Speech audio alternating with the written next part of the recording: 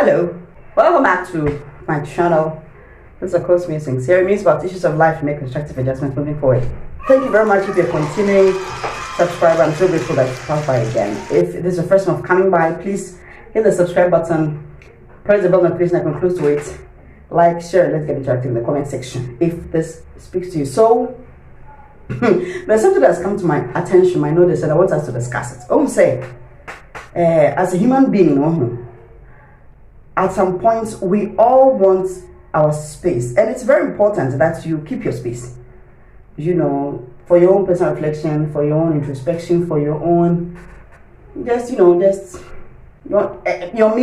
me time, your quality time, your alone time. It's very important that at some point you retreat somewhere and be on your own, be on yourself, and then think about yourself, think about what to do with your life, and devoid of distractions, and even friends and family sometimes just want to be on your own. It's good. It's very important that you give yourself that space, that time. It also makes sure that you're not taken for granted, because people know that at some point that's how far they can come with you, and you're comfortable with that, and everybody else is comfortable with that, and it's good for your psyche and your sanity and all that. But there's a limit to which that your space time and your me time and quality time can go in relation to your significant others, because you see, people who are important to us have invested their emotional vulnerability into our hands, and so what that implies is that they need our attention. In as much as we want to be ourselves, they need our attention. And so if your alone time, your me time, and you don't even know the extent to which people can take your me time, and if you're lucky, they'll tell you, I need you around and all that, I need your attention and all that. But if they don't tell you, then you wouldn't know the extent to which your me time and your quality time is affecting their need for your attention, their need for you. You see, people are gregarious. Naturally, we are gregarious people. We are gregarious by nature. We thrive in groups for the sake of acceptance, for the sake of belonging and all that. It's very important for our mental health. Some people, when they're alone, there are certain things they will never do. They're too cautious of themselves. But when they get into a group, you realize that they get an impetus.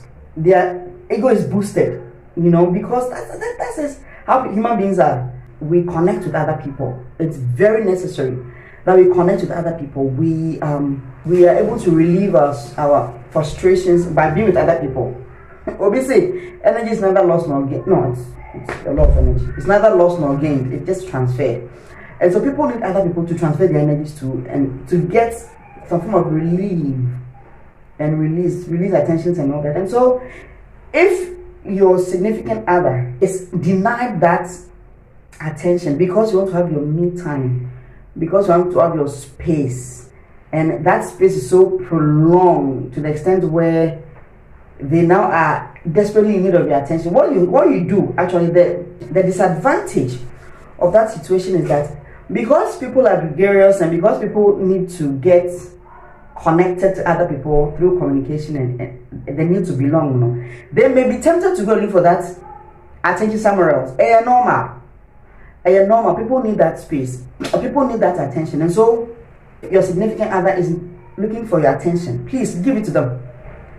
Put your me time aside sometime. Put your alone time aside sometime. Because if it is prolonged, the extent to which it is prolonged, you don't know how that extent is the extent to which your partner can take your prolonged me time. So if you're angry with your partner or your friend, your family, your sister, your sibling, you're angry with them, and so you give them an attitude, you give them that distance. You don't know how long or the extent to which they can take that distance. And because they're gregarious by nature, they'll go somewhere else and connect with other people. It's a very scary thing. And if you're in a relationship with someone like your husband or your wife, your spouse, your children, your son, your daughters, your friends, your business partners, and you want to have that, you want to give them distance, just to sort yourself out, or just to settle your emotions to some extent because of something that's happened or gone on between the two of you.